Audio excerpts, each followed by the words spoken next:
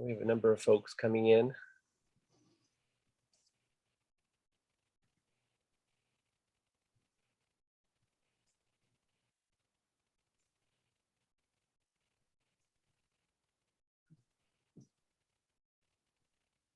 All right, Liam's connected. Alexander's connected.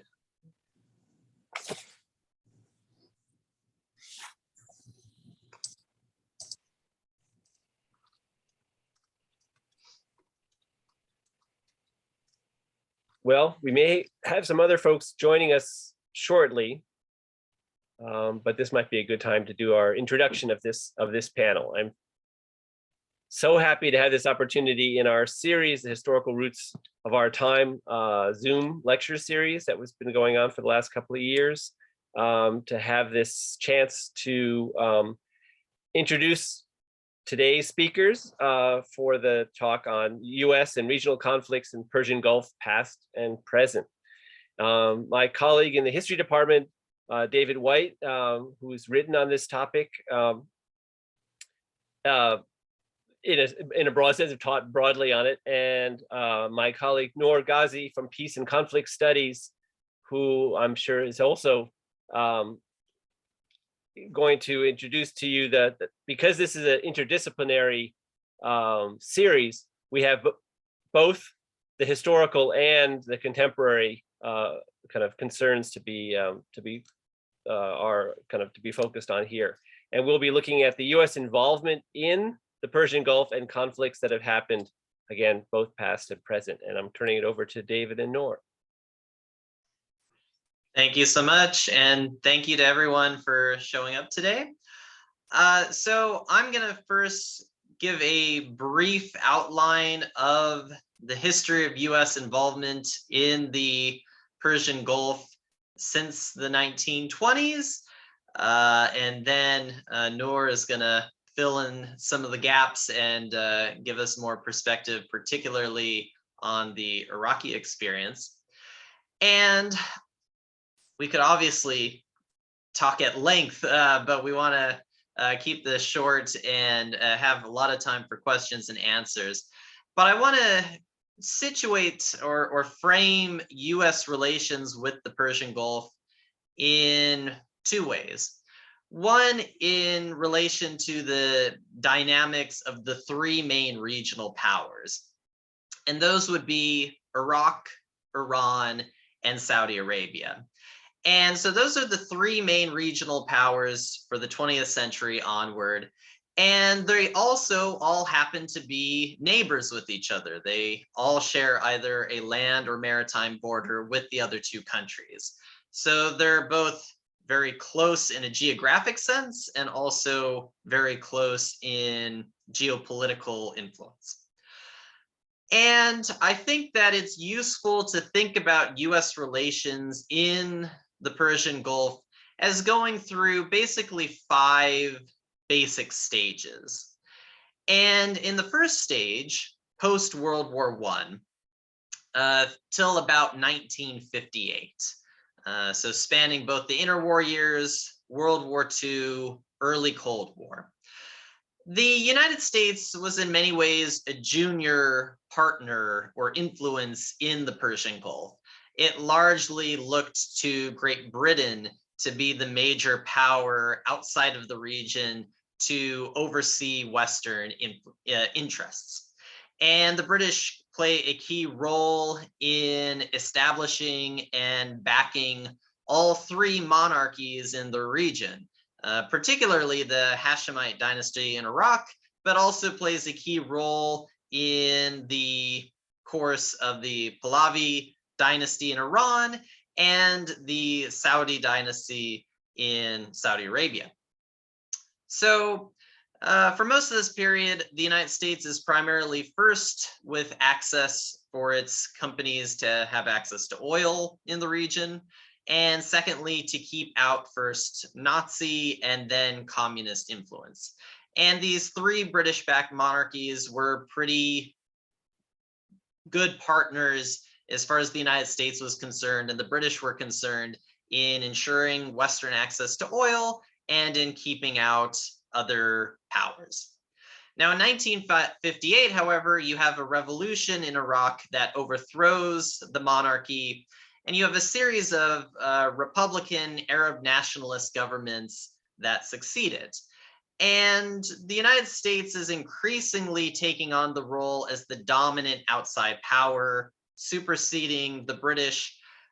From the period of about 1958 to 1979, you see decreasing British influence and increasing American influence. Now, the United States takes different approaches to Iraq during the region, but it tends to prioritize its allies in Saudi Arabia and Iran. And this becomes most violent or destructive when the United States works in tandem with Iran to arm a Kurdish revolt within Iraq during the early to mid 1970s.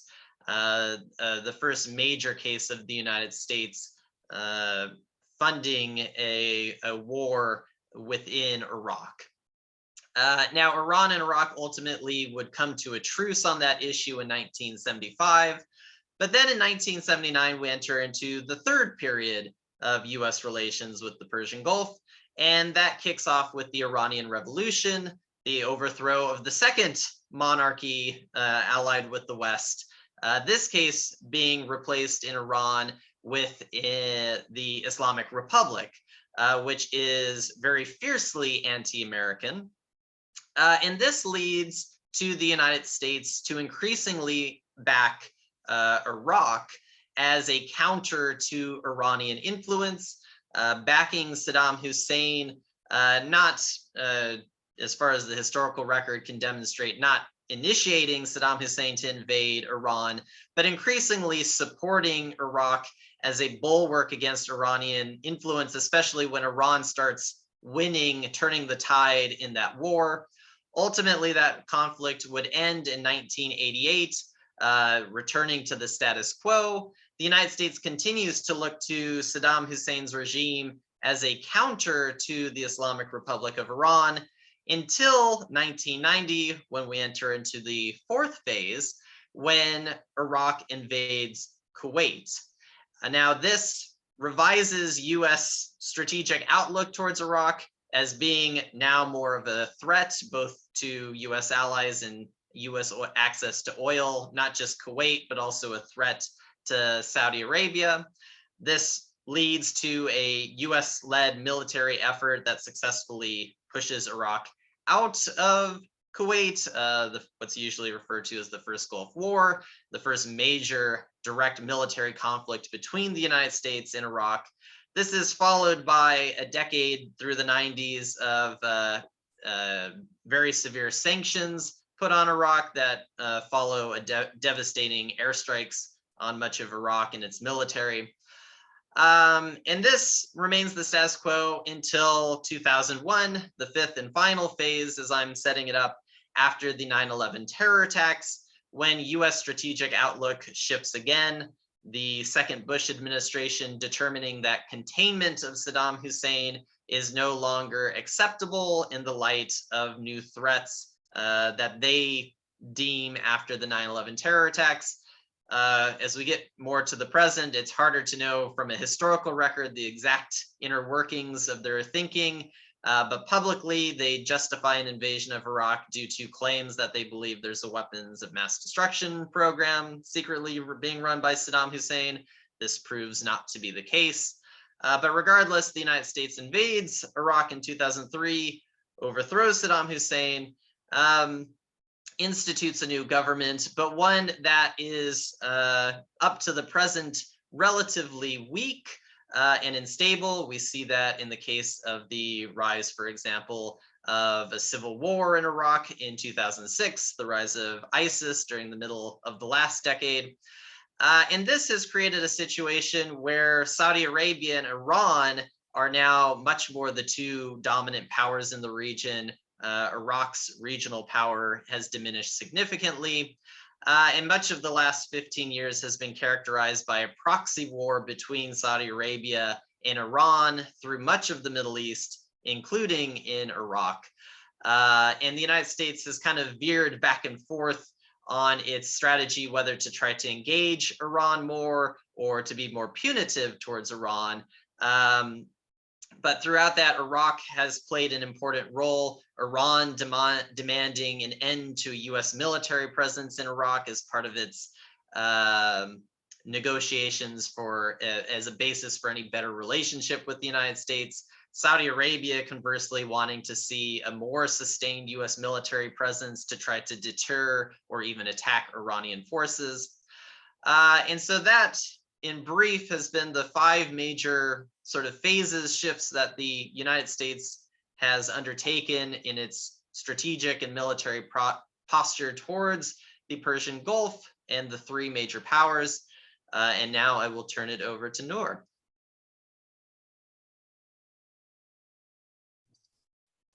Thank you very much, David, for the great highlight that you provided here. For me, since I do have this background, I was born and raised in Iraq, Baghdad, and I've lived through many wars. In fact, until I left Iraq, we've lived through wars. That is why I will talk from more of an Iraqi perspective. I do believe in where you stand, determine what you see. So we hear from different people about historical facts, and we hear from experts about what has happened in the past, and then we hear from people who lived this experience, right? So I would like to start from the Kuwait invasion of Saddam Hussein under the Ba'ath Party in Iraq. And I would like to stop at a quote that was by the US ambassador in Iraq, which gave the green light to Saddam Hussein. And here I am not trying to justify for anybody, I'm trying to like facts, historical facts.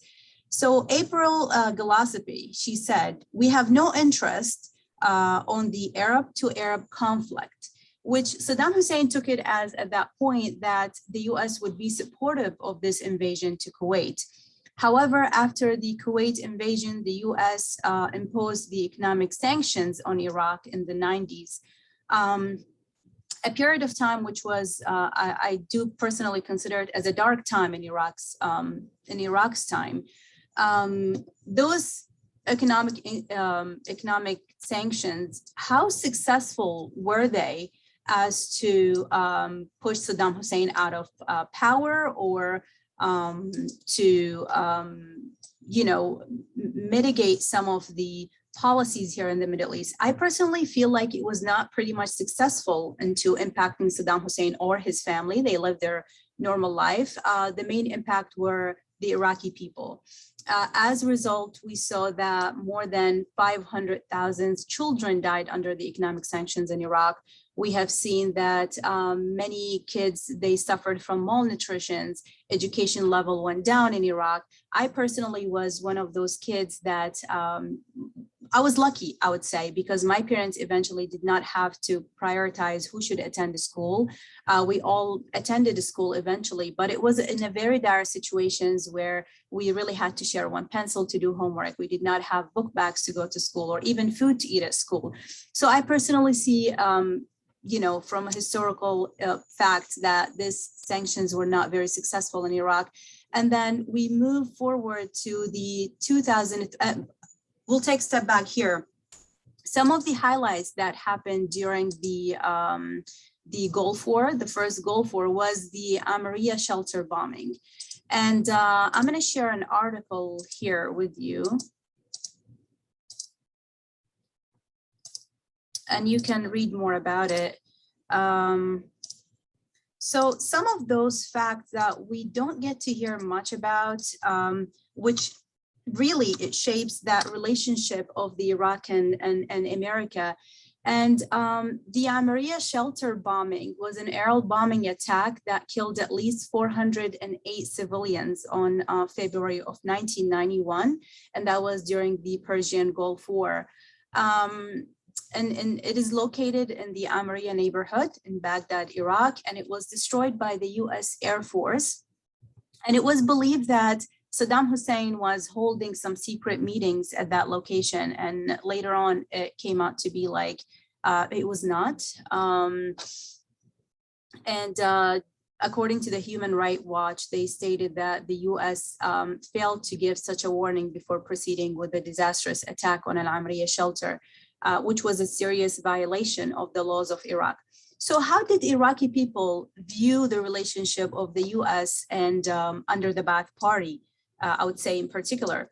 I was one of the people who lived under the Ba'ath Party of Saddam Hussein, and Saddam Hussein used his propaganda to really brainwash Iraqi people with all this atrocity that were happening in Iraq, where because of the involvement of the US or the atrocity of the US, to some extent, I would say it is true because of the, as I stated earlier, the economic sanctions and its impact on Iraq. But then we have to look at the reasons behind it, those wrong policies of Saddam Hussein and his invasion to Kuwait for whatever reasons he had in mind, and his wrong policies ever since he got in power, since 1979, and dragged Iraq into endless war with Iran, and then the Kuwait invasion, and so on. So just one of the highlights that I see that not many people really aware of, and this is something that Iraqi people mourn every year almost, the loss of those civilians in Iraq. And then we move to the period of 2003 and the removal of Saddam Hussein from power. Again, opening my eyes to this world, finding myself really just living under this one dictatorship of Saddam Hussein, you could never imagine that. Even my parents, they were born under the dictatorship of Saddam Hussein. You would never think that Saddam Hussein would be gone at some point. So the war, or the 2003 war against Saddam Hussein and the toppling of Saddam Hussein, had to some extent changed that relationship, or the dynamic of the relationship between, and I'm sorry, I did not realize that my camera was off. This was not intended at all. This dynamic of relationship between, I would say, at least the Iraqi street and the American was different. Now, you heard about those Americans on TVs. You have lived through their sanctions. You've heard that they were the only solo enemies beside Iran. And then they were the reasons behind all of those atrocities. You never really imagined that you will see them one day and on their convoys in Baghdad street. So that was like first shocking fact, like, oh, okay, they're everywhere on the street. So how do we really go about that? At the beginning, this relationship was, I would say, like normal to some extent. Iraqis were trying to kind of like experience those feelings of how is this relationship is going to be. They're everywhere on the street. Do we accept that or not? But then you see that the relationship started to change a little by little when the Americans started being heavily targeted by the, what they're called mujahideen, or people who have done jihad against the American in Iraq. You see that relationship started to change. And then really Iran's influence in Iraq, which caused a furious fight and attacks against the US in Iraq.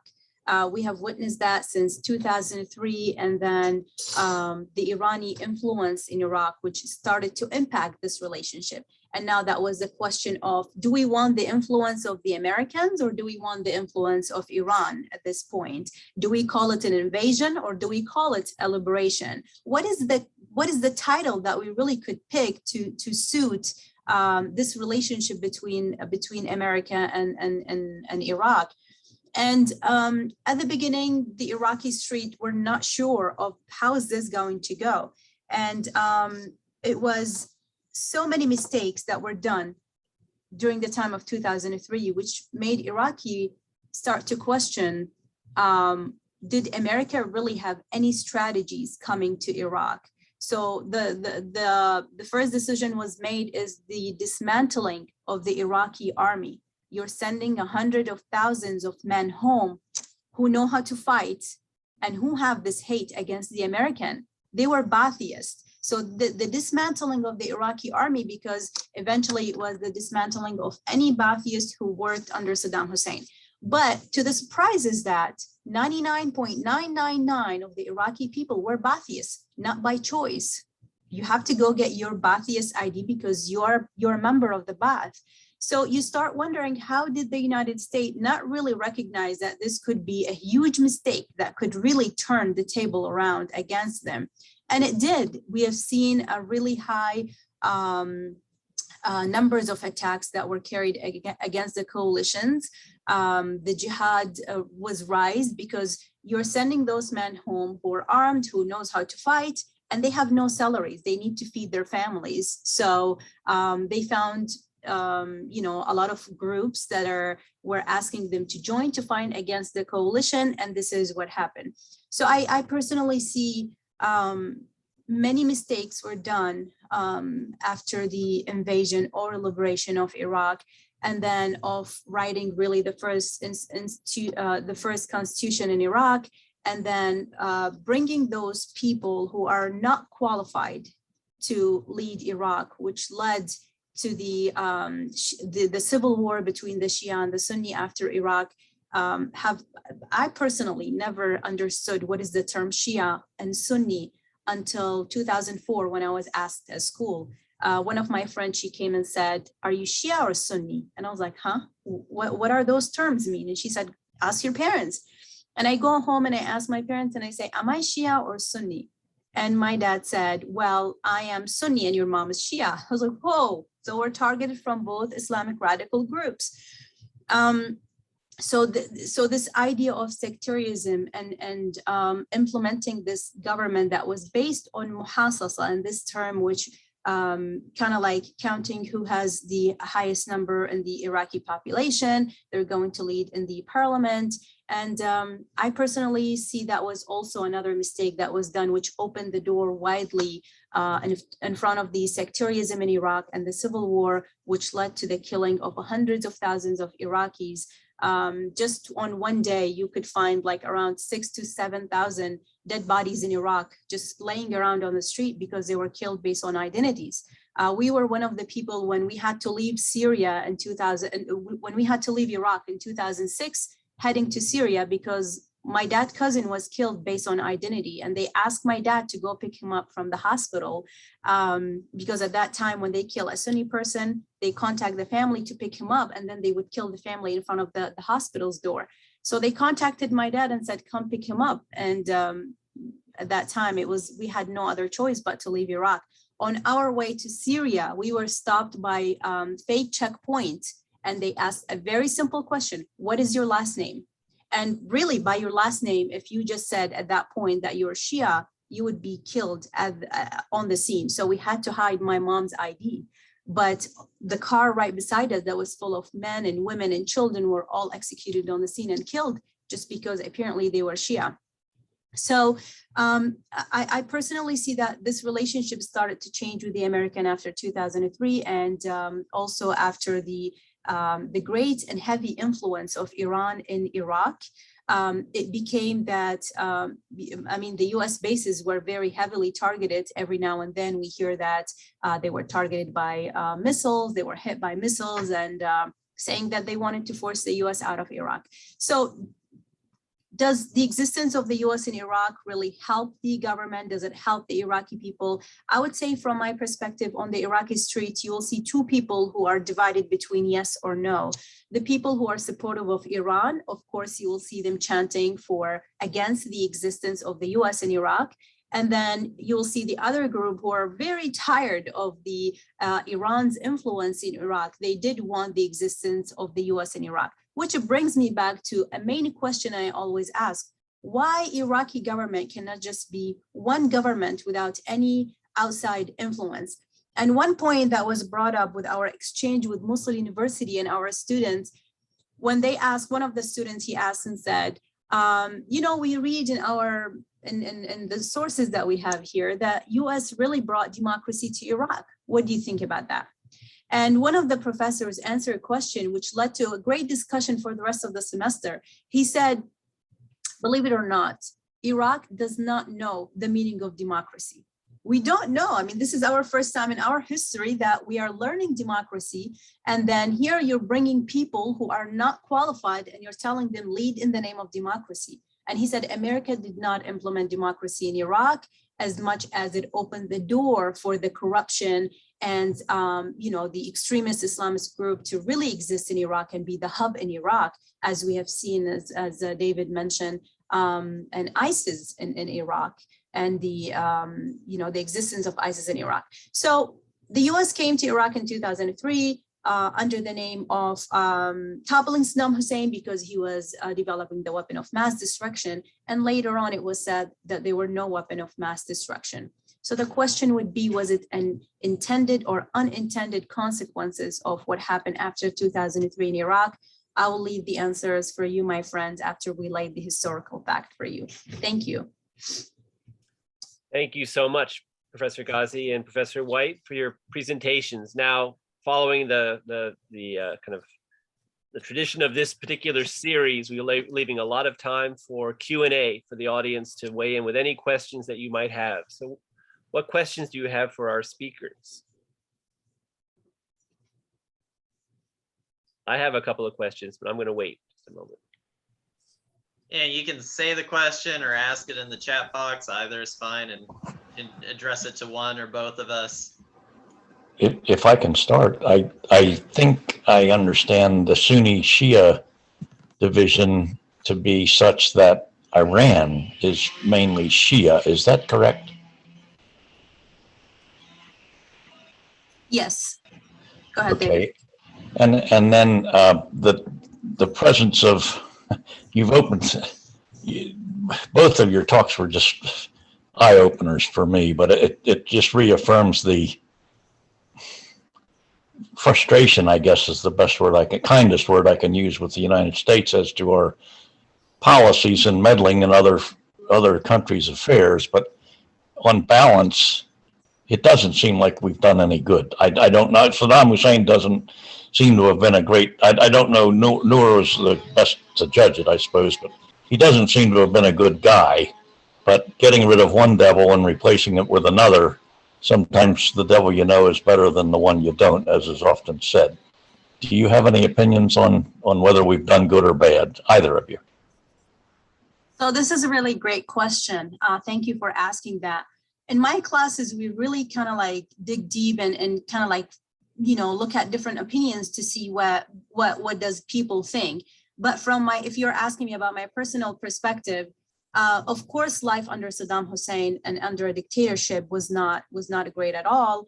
All we remember is war, right? Is wars, endless wars. My first childhood memory was about war. My times at school, it was just miserable because of the dire situations Iraqi lived in. Of course, not to mention the fact that you have no freedom of speech. You know, we have a saying in Iraq that says, even walls has ears, because you could really be, in prison for so long for just saying one word.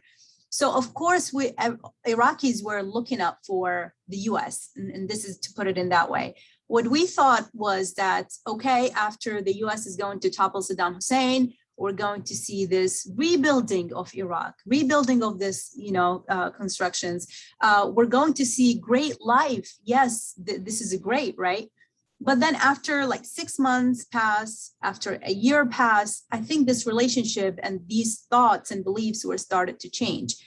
So like, for example, I'm one of the people when we were just leaving school and then and explosive materials or like the American convoy were targeted by a bomb right beside our school. And as a response, they were just shooting randomly. And one of my best friend, she just fell and was killed right on the scene.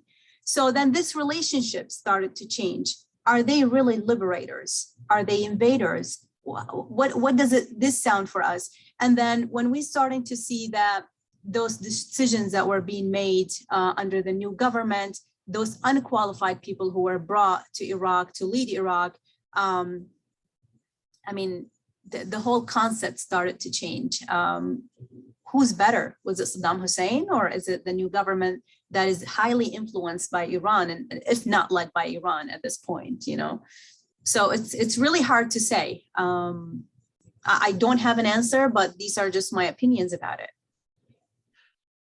Yeah, no, I think that all resonates with me. And the only thing I would add is that, as the historian, of course, there's such a long history of US meddling in the region that sets much of the scene. And of course, I tried to give a very quick overview.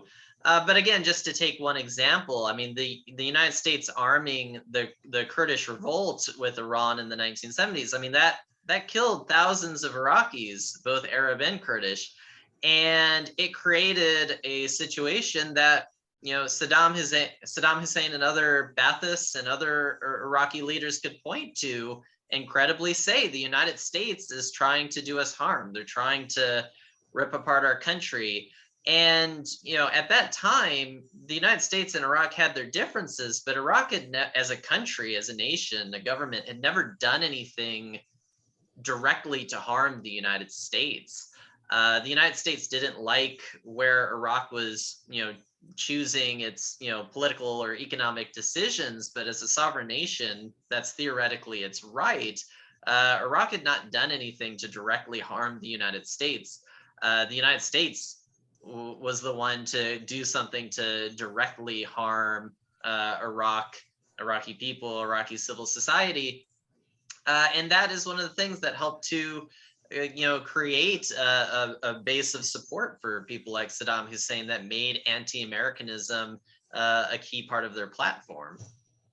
Just to add to your point, David, I still remember that we used to go like almost every week or other week to go out in the schools and like the entire school to chant against Israel and American, death for Israel and death for America. And like we would burn the flag, you know.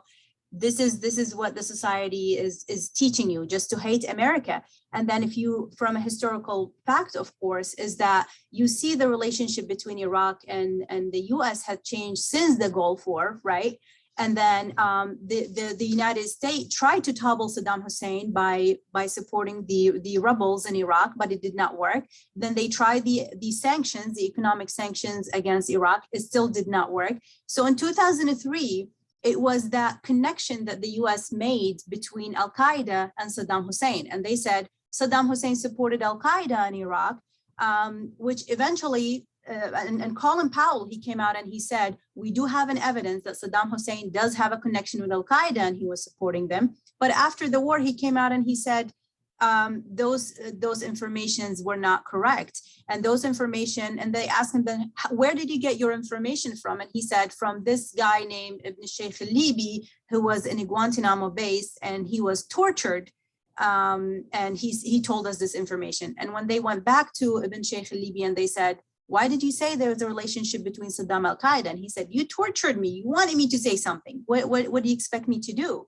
So the 2003 invasion or liberation, as some people call it, it was based on false information. And the reason behind it was just the topple of Saddam Hussein and many other historical, facts. Great. We have a question in the chat from William asking, what was the US response to sectarian violence that erupted in Iraq? I guess a question for either one of you. Noor, I don't know if you want to go first on that one, or You can go. I mean, I think there's two ways I would answer that. One is getting even before the response. We've talked about it a little bit, considering the ways that the United States helped to spur this sectarian violence, that this didn't just emerge out of nowhere, and many US decisions helped lead to it. I think it's important to keep in mind, and Noor's experience kind of speaks to this.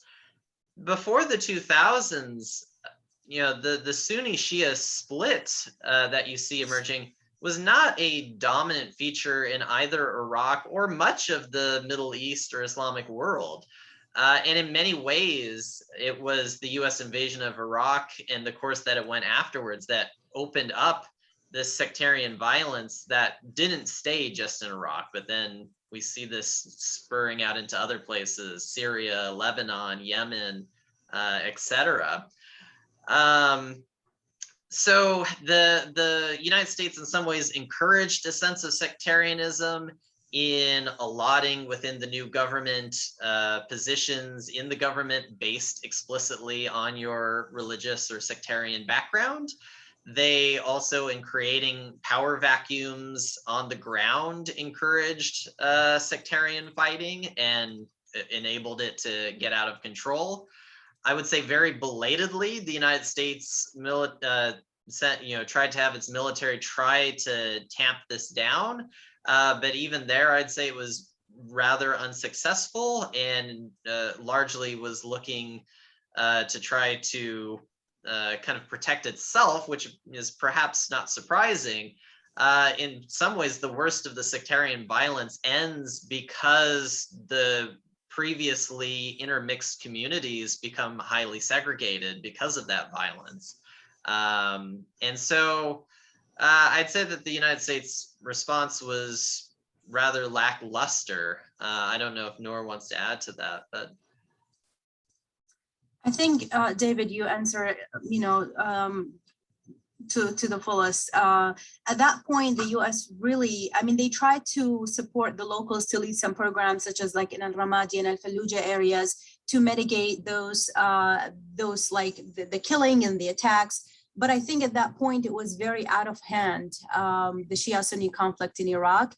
And at that point, you will see that since the Iraqi, Iraq had its own government. Now the US were just supporting with intelligence and things like that. They were not like in a direct contact. So I don't think it was much of kind of like a decision could be made to stop the civil war. It was not much. Thank you. Any other questions for our presenters?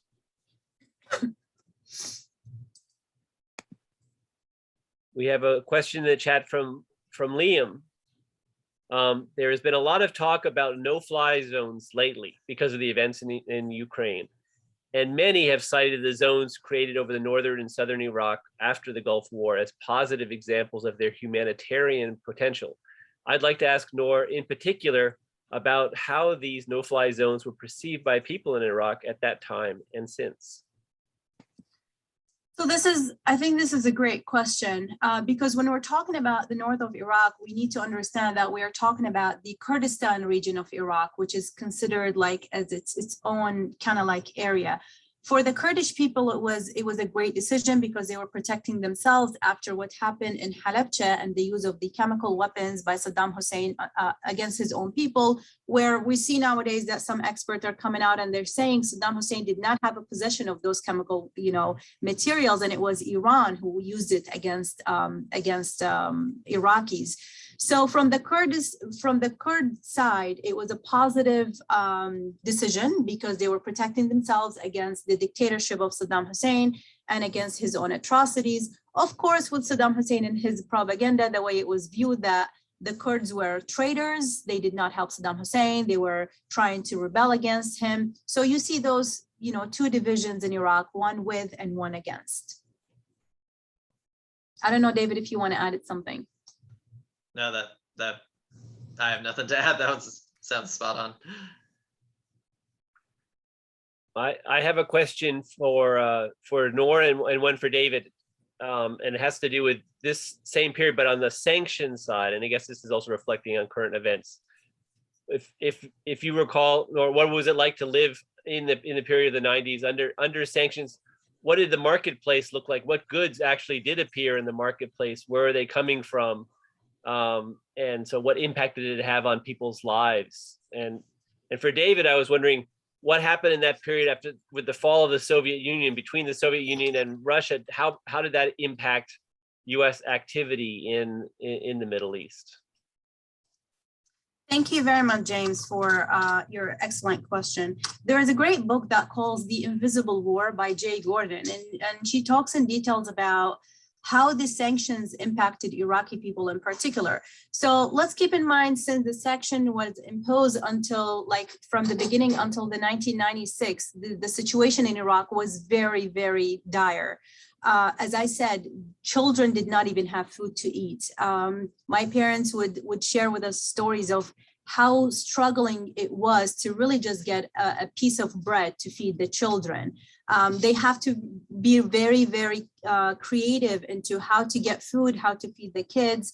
And let's not forget, at that time, Saddam Hussein, birth control in Iraq was prohibited. So women were forced to get more children to feed the war. And this was a very sad fact to learn. So my parents had 5 children and they had to feed them.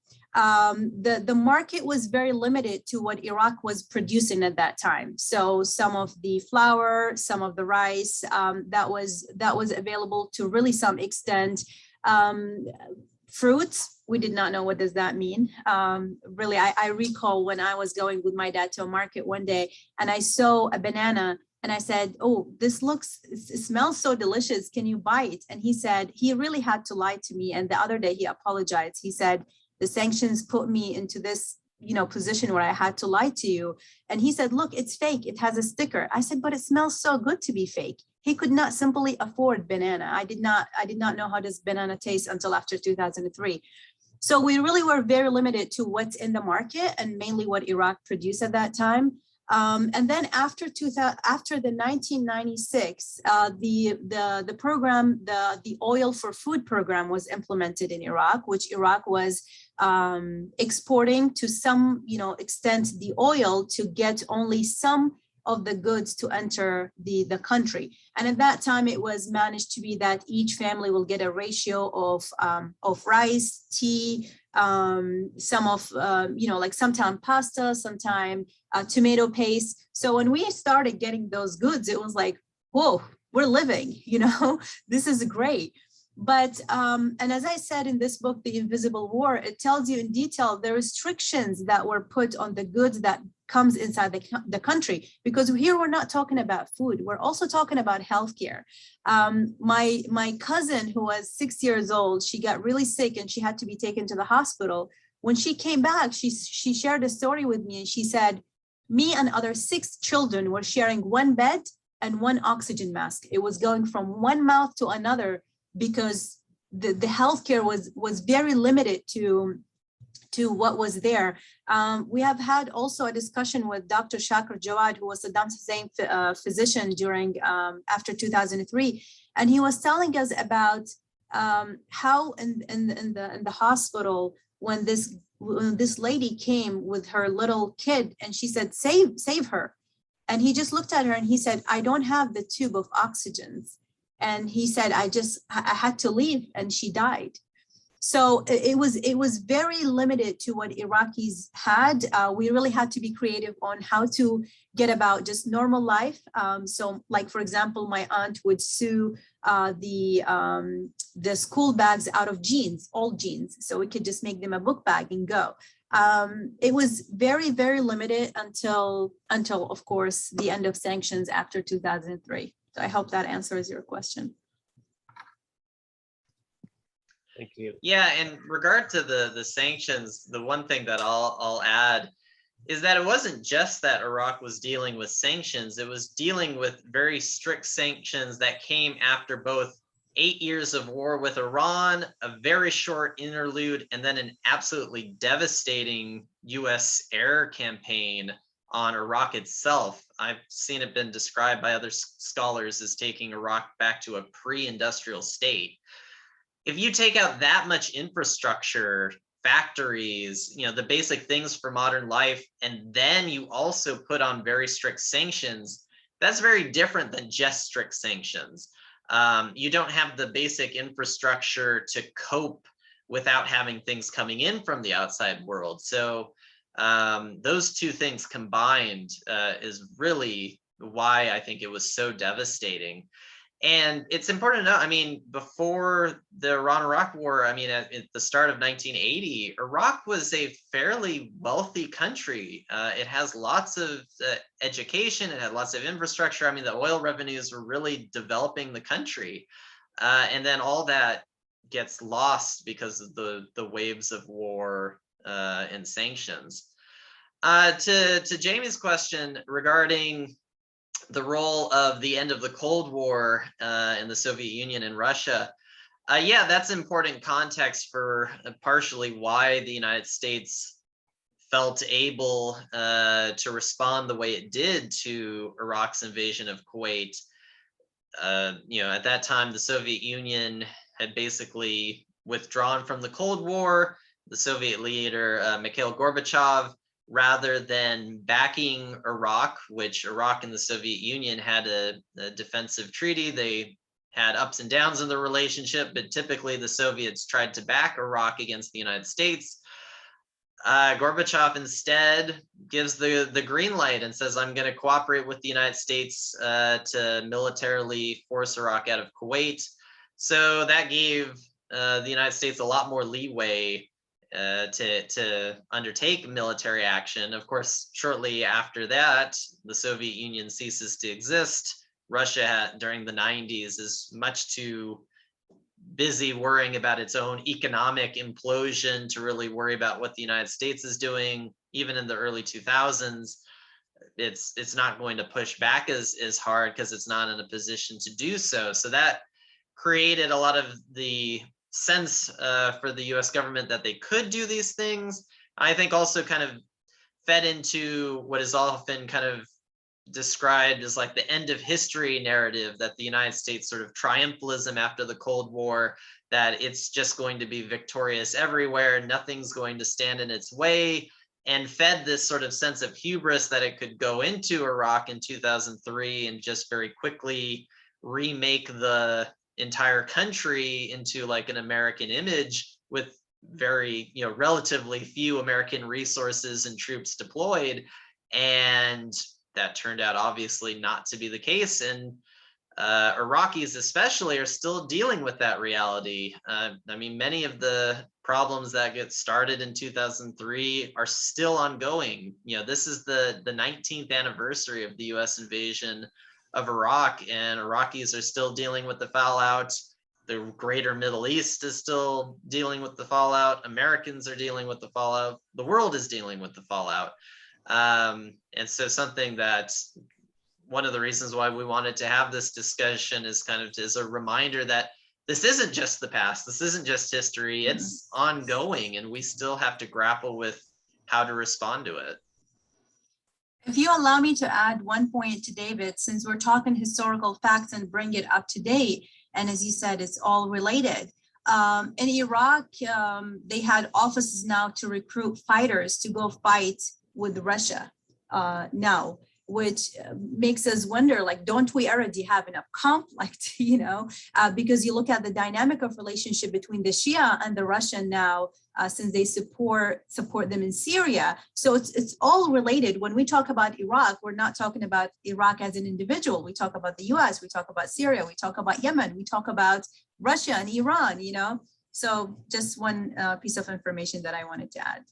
No, that's an excellent point. And I would have to imagine that there's probably an economic incentive for many of them too to participate in this. I mean, Iraq's economy is still very poor. If you have skills in fighting, you might become a mercenary. That's true of people everywhere at many different times. So sadly. So what will happen with Iraq? Will it be taken? Will Iran own it, or will China buy it, or what will happen to Iraq? That's a big question. David, you want to go first? Well, I always say that it's hard to predict the future, even when it's already happened. So yeah, I mean, it's anyone's guess what will happen in the future. I personally would speculate that I don't think any one country is really going to be able to dominate Iraq, whether it's Iran or China or the United States. Certainly other countries will continue to have influence there, but it will always be contested. There's never going to be one group that is going to have complete sort of control or dominance. In the near term, I think Iraq is still trying to recover and restore its strength, and it has to kind of deal with its more powerful neighbors like Iran and Saudi Arabia. In the long term, who knows? I mean, that just depends on the decisions of a lot of different actors, including Iraqis, but also everyone else. So yeah, I would say near term, again, Iraq is still recovering.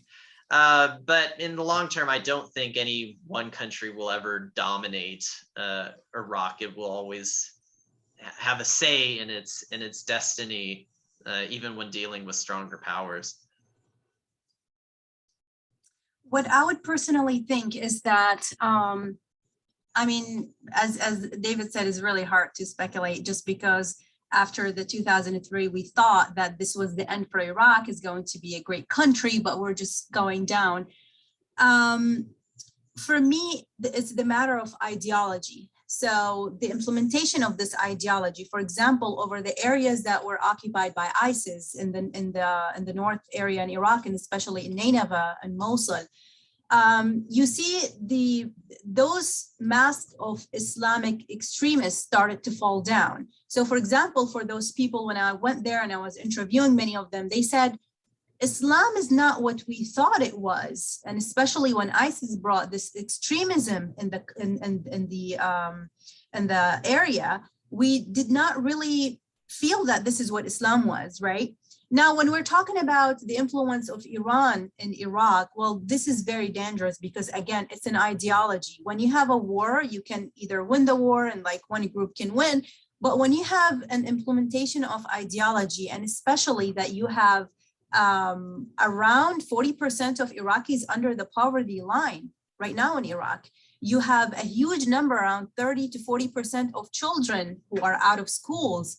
You just wonder of how am I going to rebuild? Where do I start from, right? You have this great corruption in Iraq that we still have not seen one school that was built under the new government. We have not seen the reconstruction of one hospital under this government. You still wonder, and your question is very valid. What is the future of Iraq? Any other questions for our speakers? Well, I don't mean to monopolize if anyone else has a question, but Noor, in particular, your situation, my sense of women in Iraqi-like countries has been very much, they've been very much suppressed, if I understand the situations. Yeah. You seem to have, even in Iraq, I don't know what your dad did. I'm presuming your father was the main breadwinner and whatever. Was he influential in your ability to, obviously you're very accomplished and risen above what I perceive to be the average, particularly woman in the Muslim countries. Can you comment on that at all? Yeah, sure. So for me, it was, I think because we were forced to leave Iraq. And for me, it was this great love of the country itself and the idea of home. Like, I just want to go back home. We were granted a refugee status to the United States in 2008. And that was like where I had to draw the line. Is American the invaders? Then how do we go there? You know, is it becoming a salvation now? Coming to the US, I really learned the meaning of speaking up. Because in Iraq, of course, we did not have that at all. And then I furthered my education because I was a very big believer of education, as I mentioned, because of the reasons that when we lived under the Ba'ath Party and Saddam Hussein, for me, I've always wondered, is that what all the children in the world, is this how education is for all children in the world? One time I saw there were like a twin, a boy and a girl, were sitting, and then they were trying to pick crumbs from their book bag because they wanted to eat and they did not have a food. And the little girl, she picked a little crumb in her little finger and she was feeding it to her brother. And those moments were very engraved in my head, where I felt like this cannot be the normal way of kids living. This cannot be the way of children going to school. In winter, we had no windows, we had no heaters, we had no desk to sit on. We just sat on the ground. And the summer is the same thing. We did not have any AC, we did not. So they normalized this idea so much for you, where you could say, this is not a reality. This is not what it should be. So when we were relocated to the United States, I started seeing things differently. Like, this is not the way we should live. I should be doing something. And in 2019, actually, and this is just to answer your previous question, there was a great uprising in Iraq, or a revolution that happened from the youth in Iraq. And they really went out against the government, and they said, you know what, there are no more red lines. We just want to free Iraq. We want our voices to be heard. I was really involved from overseas in this uprising, and eventually my name came on the blacklist. So I cannot return to Iraq, because how do you speak up against this current government? How do you dare to say that we are wrong, you know? So, I mean, all of those factors come together As a mother, who when I had my little girl, I was afraid, and I've always said that, how did my parents do it with 5 kids? I want to change something. I want to change, I mean, the world, it's safe to say I want to change the world, you know, the sky is the limit. But all those factors came together. I felt that I can make a change. And in 2018, I went back to Mosul, the city that was occupied by ISIS. And I've seen what is devastation mean, how kids play around dead bodies. And then I just felt like giving up. That is when a little kid walked to me and she said, "Are you going to build a school for us?" And I saw the hope in her eyes. And I said, if this girl who lived under the atrocity of ISIS, who lost her entire family, can have a hope and say, "Are you going to build a school for us? Why can't I do it? And I live in the US, I have the freedom of speech, and I have all the resources that I need." So I think those are all kept me going into wanting to change something, especially in Iraq. I think we have time for one more question. I think Alexander had a question. If you wanted to. Yeah, can you all hear me? Yes. Okay, so I'm curious about what the so to start off, the Iran-Iraq war that happened, and I'm curious because we had the 1979 Iranian Revolution that took place next door.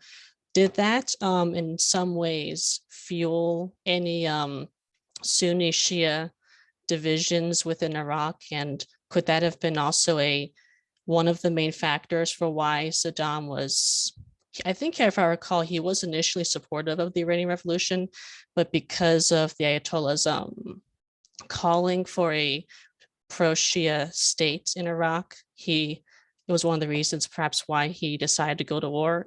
Do either of you know if that had any contributions to the divisions between the Shia and the Sunni in Iraq? David, do you want to take that? Well, I mean, you might be able to speak to this from a different perspective, but from a scholarly perspective, what is striking to me is that to a significant degree, there was not much of a Sunni Shia split, in the sense that, you know, many Iraqi Shia fought to defend Iraq against Iran. Many Sunni Iranians fought to defend Iran against Iraq. It was far more of a nationalist war than a religious war, even though, you know, the new Iranian government was very self-consciously fashioning itself as a Islamist force, and it was appealing especially to Shia, but even more broadly, just trying to make a call for kind of revival of religious power to overthrow what they, you know, considered with some justification a very secular government at that time in Iraq. The Baathists, you know, were kind of rooted in a more secular tradition. But the war itself largely played out on nationalist lines rather than religious ones. Now, certainly there were some, a minority who resisted, you know, Saddam Hussein in part on religious conviction or sectarian conviction, but not nearly to the extent. You didn't have the wholesale sort of societal collapse division along religious or ethnic lines that you saw after the US invasion. It's really quite different.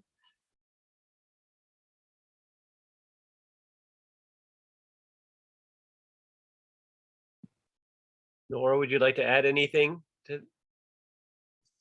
No, I think David, he covered it all. It was not very, you know, something really like obvious. However, Saddam Hussein saw that, and he saw the danger of the Shia expansion, not only to Iraq, but to the entire Middle East. That's why he called himself the protective of the Eastern Gate against the Shia expansion in the Middle East, because Iraq is the neighboring of Iran. So as probably a government level, Saddam Hussein saw it coming, but as like a society level, as David said, everybody fought against the Iran or in the Iraq-Iran war. It was not very clear division in the society yet. That's why my parents married, not knowing they were Shia or Sunni. But now, you know, when you go and ask for a girl's hand, they would ask about your background. Are you Shia or Sunni? Okay, thank Well, you. I want to thank our speakers again for what an excellent discussion of this topic. And a round of applause. I think that this is something we could have talked about for all the entire afternoon and still not gotten to the heart of it. And hearing the historical context, but the personal and the social context is really important. I think that's what makes this series actually, every time I hear one of the presentations, I just come away with so much of a better understanding of what I don't know and I have to find out more about. I want to thank everyone who came today to our discussion, and also to plug for the next Historical Roots of Our Time talk, which was going to be on April 8th, where we're going to hear about remembrance and historical remembrance in Ukraine from Ukrainian scholars, one of which is in exile currently in Romania, and one of which is now pulled into military service in Ukraine currently. And we're hoping that both of them will be able to speak to us during that presentation. So that's April 8th at noon. Thank you again to everyone, and I hope you all have a wonderful afternoon. James, just quickly, how does one get the invitation to that notice? I